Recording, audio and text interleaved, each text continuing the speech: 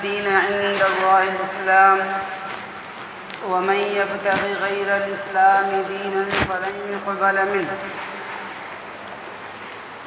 آمنت بالله صدق الله مولانا العلي العظيم وصدق رسوله النبي الكريم ونحن على ذلك من الشاهدين والشاكرين والحمد لله رب العالمين.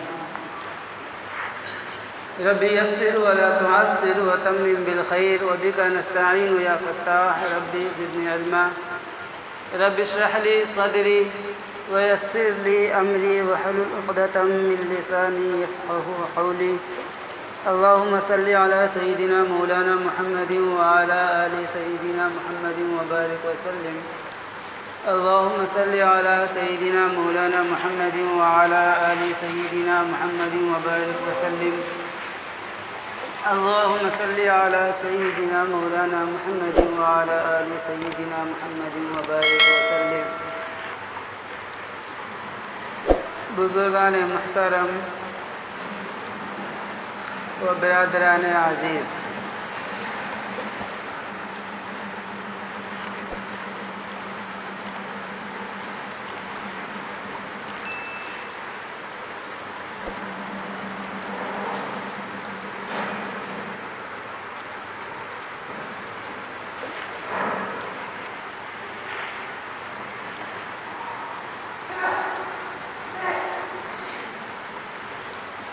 اس دنیا میں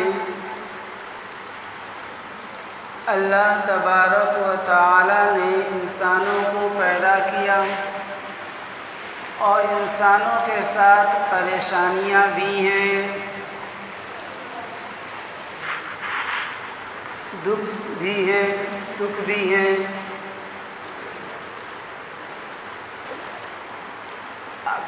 بہت کم ایسے ہوں گے جو بالکل اطمینان سے ہوں گے، ورنہ اکثریت پریشان ہے، دکھی ہے، اطمینان نہیں ہے. مومن میں بھی ہیں، مسلمانوں میں بھی ہیں، غیر مسلموں میں بھی ہیں. بہت سے مسلمان ایسے ہیں جو مالدار ہیں، خوشحال ہیں، لیکن بہت سے مسلمان ہیں جو تنگ دست ہیں، پریشان ہیں. اسی طرح غیر مسلموں میں بھی یہی حال ہے. یہ دنیا کی زندگی ہے، اس میں سب گڈ مڈ ہے. مرنے کے بعد دوبارہ جب ہم مر کے زندہ ہوں گے آخرت میں، تو وہاں کھرا اور کھوٹا سب الگ کر دیا جائے گا.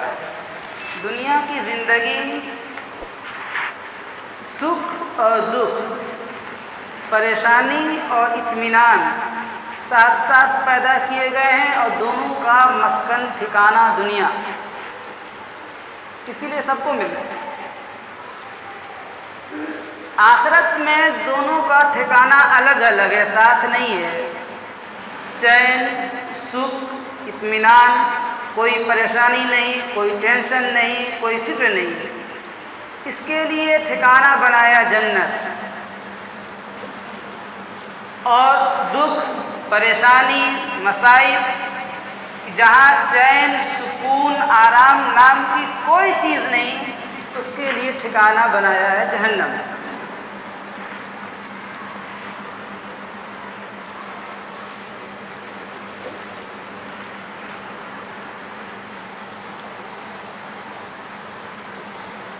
لیکن دنیا میں جس طریقے سے آپ ایک پودا بو رہے ہیں، مان لیجئے دھان کا پودا بویا آپ نے، اب وہ دھان جب نکل رہا ہے تو ابھی وہ انسان کے کسی کام کا نہیں ہے، پھر وہ اور بڑا ہوگا، ابھی بھی کسی کام کا نہیں آیا. اب اس پر بالیاں آتی ہیں، اب بالی آئی ہے، ابھی بھی یہ انسانوں کے کام کا نہیں ہے. اب بالی کے اندر باریک سی چیز دودھ ٹائپ کی پیدا ہوگی، ابھی بھی وہ انسانوں کے کام کی نہیں ہے. شروع سے آخر تک اس میں سارا کچھ گڈمڈ ہے. پھر وہ دودھ کی شکل کی جو چیز ہے وہ پختہ ہوگی، پختہ ہو گئی. اب پختہ ہونے کے بعد بھی مکمل طور پر وہ انسان کے کام کی ابھی نہیں ہے. پختہ ہونے کے بعد اس کو کاٹیں گے، اس کو سکھوائیں گے، سوکھنے کے بعد بھی ابھی بھی انسان کے کام کی نہیں ہوئی. اب اس کو لے جا کے پورا پروسیس کریں گے دھیرے دھیرے، یہاں تک کہ گھاس الگ نکلے گا، دھان کے اوپر کا چھلکا الگ نکلے گا اور چاول الگ نکل جائے گا. اب یہ چاول انسان کے کام کا ہوا، باقی چیزیں ساری چیز الگ. اب اس میں کچھ چیزیں جانور کھائیں گے، کچھ جلا دی جائیں گی، کچھ بکھر جائیں گے، ہوا میں اڑ جائیں گے.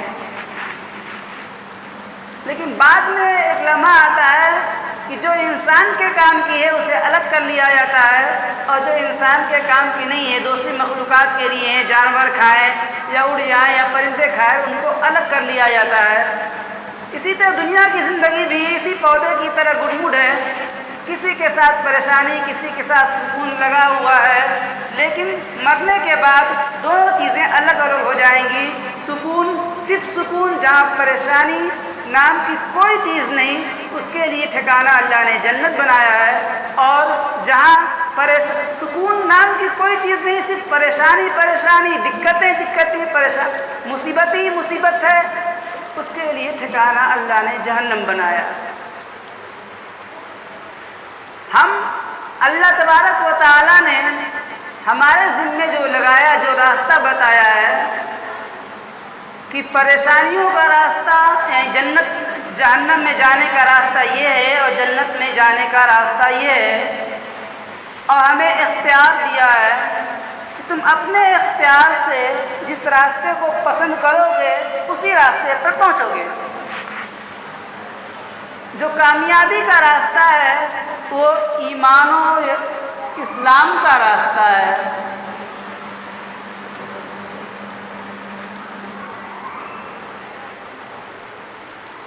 ایمان و اسلام کا راستہ ہے. آواز اگر صاف نہ آ رہی ہو تو مائک ہٹا دوں، لیکن سمجھیے گا.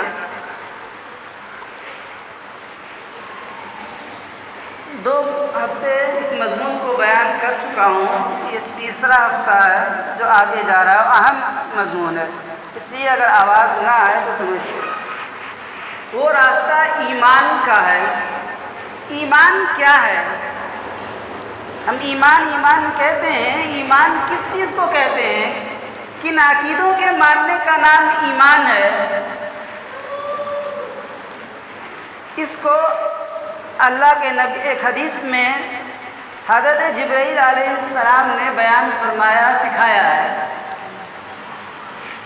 روایت میں آتا ہے کہ ایک مرتبہ اللہ کے نبی صلی اللہ علیہ وسلم مجمع میں بیٹھے ہوئے تھے صحابہ کے.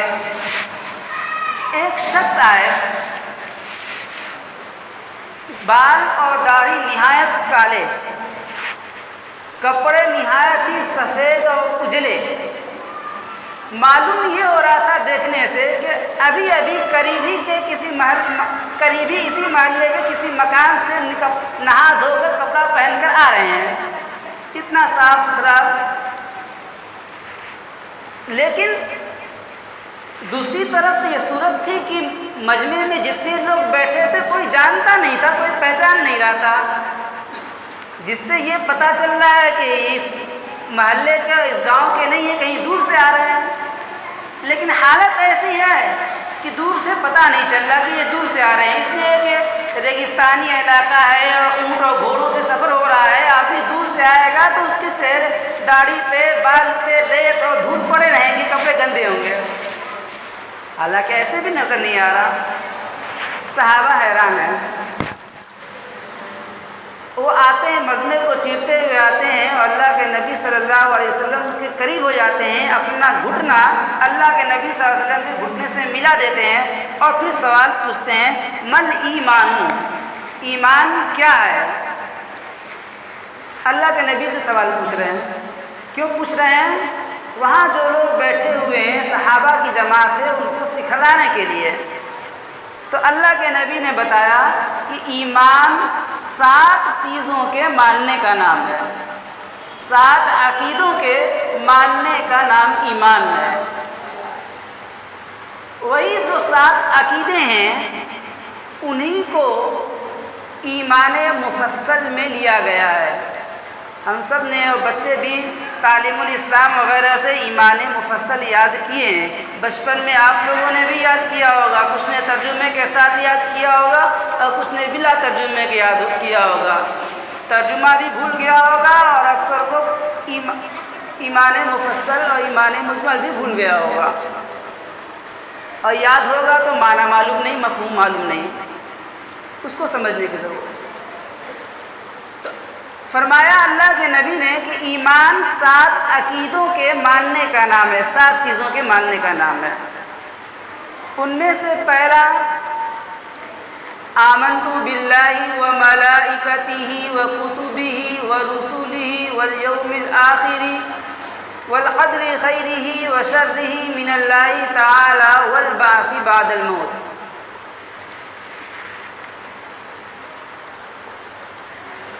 اس میں آمنت باللہ، میں مانتا ہوں اللہ کو۔ اللہ کو ماننا کیا ہے؟ آگے ایک ہے ایمان مجمل، یعنی اس میں تفصیل کے ساتھ کھول کھول کے بیان کیا گیا ایمان کے ساتھ عقیدوں کو، اور ایمان مجمل میں شارٹ میں بیان کر دیا گیا۔ آمنت باللہ کما ہوا باسمائہ و صفاتہ، میں مانتا ہوں اللہ کو جیسا کہ وہ اپنے نام اور اپنی صفت کے ساتھ ہے۔ اللہ کی صفات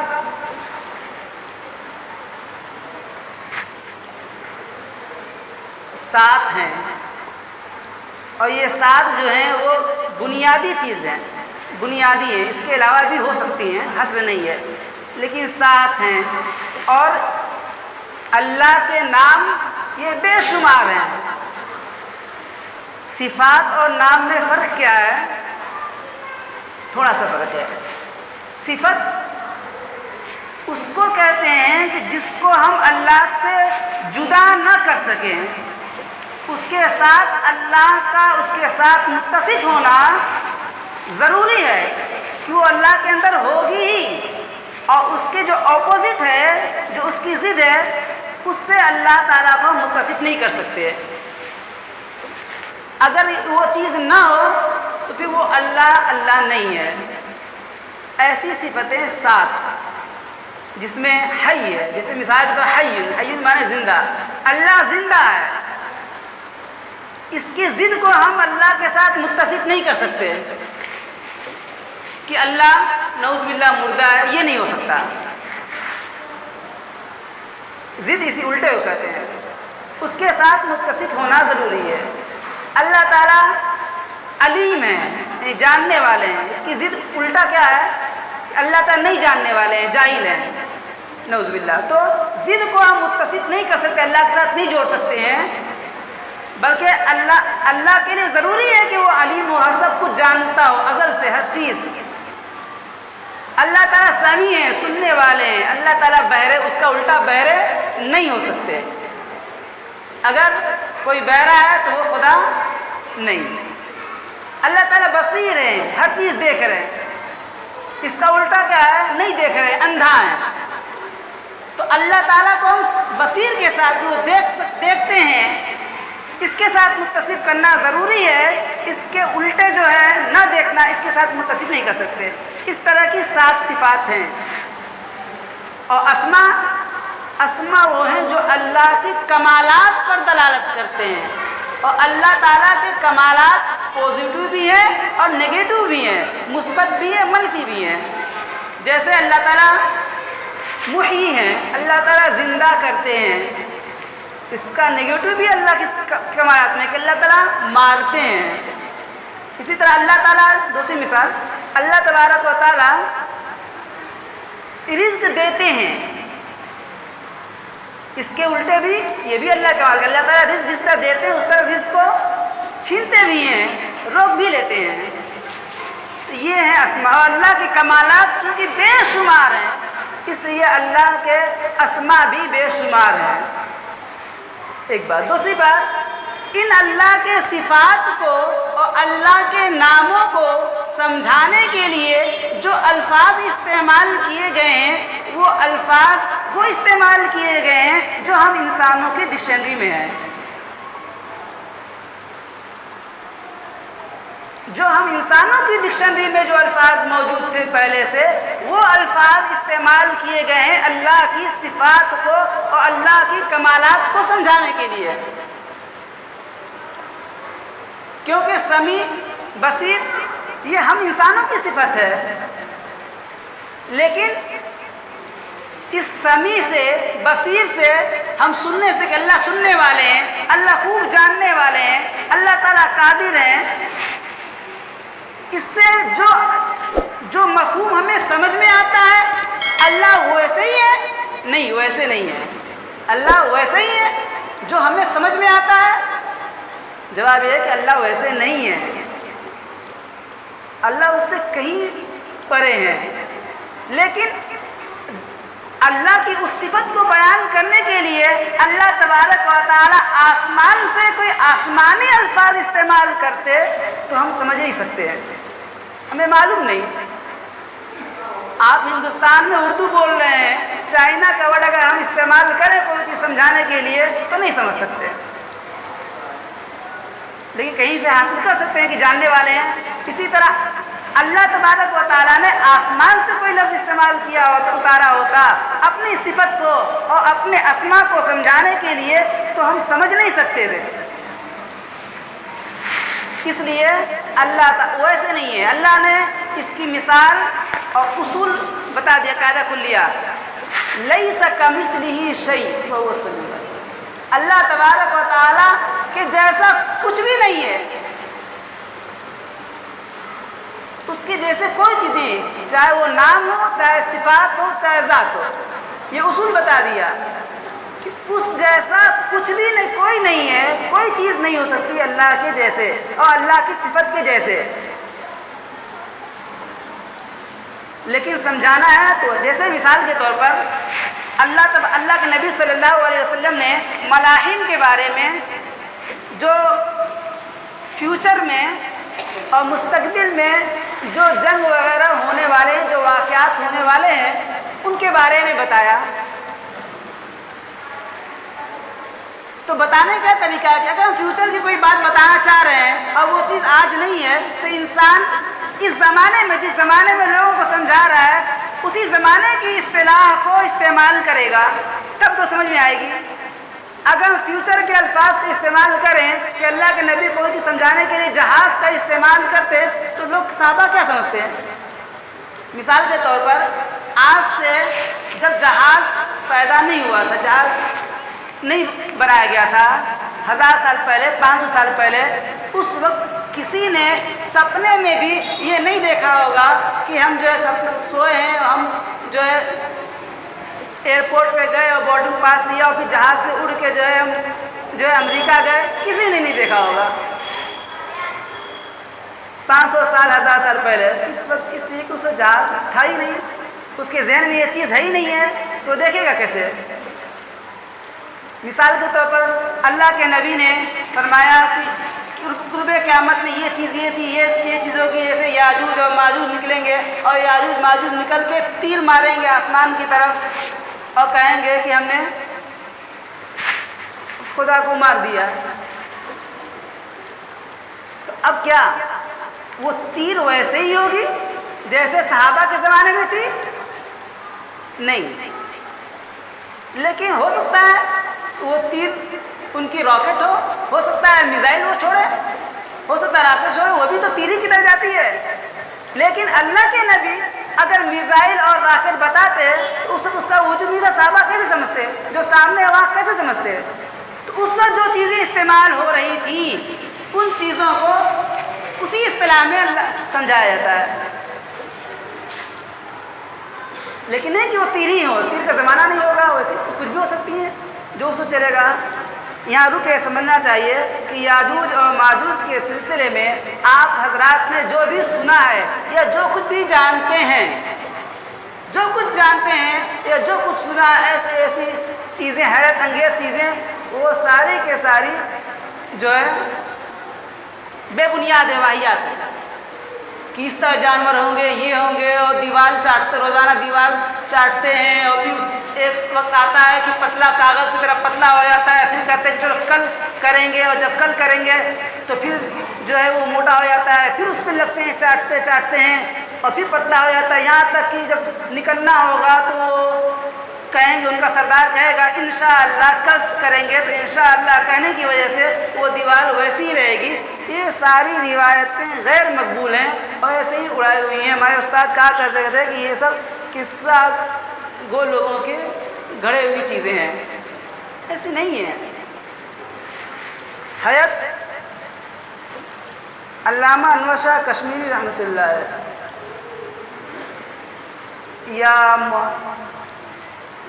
یا شاہ ولی اللہ محدث دہلوی، ان دو بزرگوں میں سے کسی نے لکھا ہے دیوار بنی تھی، چونکہ یہ آیت جو یہ واقعہ قرآن کے خلاف ہے۔ قرآن یہ کہتا ہے کہ یاجوج و ماجوج جو ہے اس دیوار پہ لقب نہیں لگا سکتے، توڑ نہیں سکتے، ہاں ٹوٹے گی یہ ثابت ہے۔ تو علماء نے لکھا ہے کہ یہ دیوار کب کی ٹوٹ گئی۔ تو یہ ایسی کوئی عجیب و غریب مخلوق نہیں ہے، یہ انسانی ہے، سیدھی سی بات ہے کہ یہ انسانی ہے۔ نوح علیہ السلام کے اولاد میں نے بتایا تھا سام، حام، یافس تین ہیں، تینوں انسان ہی تھے، تینوں نوح علیہ السلام کے بیٹے تھے۔ تو علماء نے لکھا ہے کہ سام اہل عرب جو ہیں، عرب جتنے ہیں وہ سام کے اولاد میں ہیں۔ اسی طریقے سے ہم جیسے ہیں، یہ جو ہندوستان میں جتنی قومیں ہیں یہ سب آرین قوم مانی جاتی ہے، آرین سے ہو کے ہم لوگ مسلمان ہوئے ہیں۔ تو آرین قوم یہ سب جو ہے حافظ کی اولاد میں سے ہیں، اور یافس جو اولاد تھی نوح علیہ السلام کی کا لڑکا تھا، ان کی اولاد میں یاجوج اور ماجوج ہیں۔ لیکن دنیا اتنی پھیل گئی ہے کہ اتنی گٹ ہو گئی ہے کہ ہم یہ نہیں کہہ سکتے کہ کون سامی ہے، کون حامی ہے، کون یافس ہے۔ اس لیے بعض علماء کا کہنا ہے کہ جتنے بھی اہل مشارق، اہل مغارب ہیں یا یورپ وغیرہ کے ہیں، یہ سب جو ہے وہی یاجوج ماجوج قوم یہی ہے۔ اور بعض علماء کا کہنا ہے کہ یہ جو جتنے وہ ہیں، کیا نام ہے، حبشی ہیں، یہ یاجوج و ماجوج کی قوم ہے۔ بہرحال تو یہ انسانی ہے، کوئی ایسی عجیب و غریب مخلوق نہیں ہے۔ ان کی تعداد زیادہ ہوگی جو قرب قیامت میں نکلے گی۔ بہرحال تو میں یہ بتا رہا تھا کہ میں مانتا ہوں اللہ کو ماننا کیا ہے کہ اللہ ہی عبادت کے لائق ہے، اس دنیا جہان کو پیدا کرنے والا اللہ ہے، اور وہی خالق ہے، وہی مالک ہے۔ ایک وقت تھا کہ دنیا نہیں تھی، اللہ تبارک و تعالیٰ نے اس کو وجود بخشا،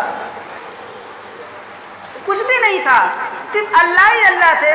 اللہ تبارک و تعالیٰ نے اس دنیا کو وجود بخشا ہے تو وجود آئی۔ جیسے بعض لوگوں کا عقیدہ ہے کہ یہ دنیا اپنے آپ بن گئی، جیسے بعض یہ کہتے ہیں کہ یہ انسان پیدا نہیں ہوا تھا بلکہ یہ انسان بندر تھا۔ ابھی بھائی بندر کیا تھا؟ بندر پہلے چوہا تھا، چوہا کیسے بنا؟ چوہا پہلے کیڑا تھا، کیڑے سے چوہا بنا، چوہے سے بندر بنا، بندر سے پوچھ کٹے انسان بن گیا، کھڑا ہو چل گیا، واحد بات۔ حالانکہ ایک جگہ آج ان کو بھی تھک ماننا پڑے گا، کیڑا کہاں سے بنا؟ مٹی سے، کسی اور چیز سے۔ وہ کہاں سے بنا؟ مٹی سے۔ مٹی کہاں سے بنی؟ پھر وہ کہاں سے بنی؟ کہیں جا کے ماننا پڑے گا کہ وہ ایک پوائنٹ پہ آ کے رکنا پڑے گا کہ اللہ نے بنایا ہے۔ تو ایک پوائنٹ پہ رک رہے ہیں تو ہم یہ کیوں نہ مان رہے ہیں کہ اس انسان کو اللہ نے انسان ہی بنایا تھا؟ حضرت آدم علیہ السلام، حضرت حوا۔ تو اللہ کو ماننا یعنی معبود اللہ ہی ہے، عبادت کے لائق اللہ ہی ہے، اللہ کے علاوہ کسی کی عبادت نہیں کی جا سکتی، کوئی پوچھنے کے لائق نہیں ہے، کوئی ورشپ نہیں ہے، وہی خالق ہے، وہی معبود ہیں، وہی دنیا کو پیدا کرنے والے ہیں، زندگی اور موت دینے والے وہی ہیں، اور وہ اکیلا ایک اللہ ہے۔ اللہ ایک کے علاوہ خدا مانگنا کیا ہے؟ اس کے علاوہ کوئی شریک نہیں، اس کی خدائی میں کوئی پارٹنرشپ نہیں ہے، کوئی پارٹنرشپ نہیں ہے۔ خدائی میں، اللہ میں، للہیت الوہیت میں پارٹنرشپ مان لینا یہی شرک ہے، یہ جائز نہیں ہے۔ جیسے عیسائیوں کا مسئلہ گرمڑ ہے، وہ کہتے ہیں اللہ ایک نہیں اللہ تین ہے، اور پھر تین ایسے نہیں، وہ تین مل کے ایک ہے، 1 in 3 3 in 1 والا مسئلہ ہے، وہ تین مل کے ایک خدا ہے، اور پھر ادھر سے کہتے ہیں کہ وہ اللہ تین ہے، تین مل کے ایک ہے، اور اللہ ایک ہے، ایک اکیلا نہیں، ایک جو ہے وہ تین ہے۔ تو ایسا نہیں ہے، اللہ ایک ہی ہے اور کوئی پارٹنرشپ نہیں ہے، وہی معبود ہیں۔ اچھا خدا ماننا کیا ہے؟ خدا ماننا یہ ہے کہ خدا کے ساتھ جو برتاؤ کیا جاتا ہے وہ ہم کسی اور کے ساتھ برتاؤ کرنے لگے، یہ خدا ماننا ہے۔ خدا خالق ہے، خدا کی عبادت کی جاتی ہے، اگر ہم یہ عبادت یہ ورشپ کسی اور کی کرنے لگے یہ خدا ماننا ہے۔ ورنہ بہت سی قومیں دنیا میں ہیں جو کہتی ہیں، ہمارے ہندو بھائی بھی کہتے ہیں کہ ایشور پرمیشور ایک ہی ہے، لیکن اس کے ساتھ ساتھ وہ لاکھوں کروڑوں لوگوں کی پوجا کرتے ہیں، سر جھکاتے ہیں۔ تو انہوں نے ایک ماننے کے باوجود بھی کئی خدا اور کئی پارٹنرشپ کر دی ہے۔ جیسے مجوسی حضرات ہیں، وہ کہتے ہیں کہ خدا دو ہے، ایک اچھائیوں کا خدا ہے جو اچھی چیزیں پیدا کرتا ہے، ایک برائیوں کا خدا ہے جو بری چیزیں پیدا کرتا ہے۔ تو یہ سب اسلام کے خلاف۔ خدا ایک ہی ہے، وہ اچھائیوں کو بھی پیدا کرتا ہے، برائیوں کا بھی خالق ہے، وہ زندگی بھی دیتا ہے، وہ موت دیتا ہے۔ دنیا نہیں تھی، اسی نے دنیا کو پیدا کیا۔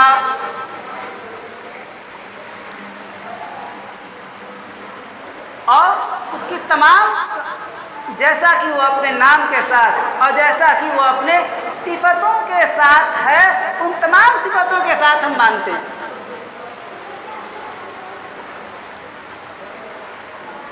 یہ ہے اللہ کو ماننا، آمنت باللہ۔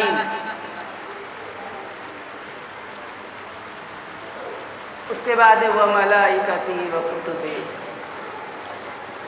ایک ہی چیز میں ٹائم ختم ہو گیا، ابھی 5 چیزیں باقی ہیں، انشاءاللہ اگلے ہفتے اللہ تعالیٰ ہم کو سمجھنے کی توفیق عطا فرمائے۔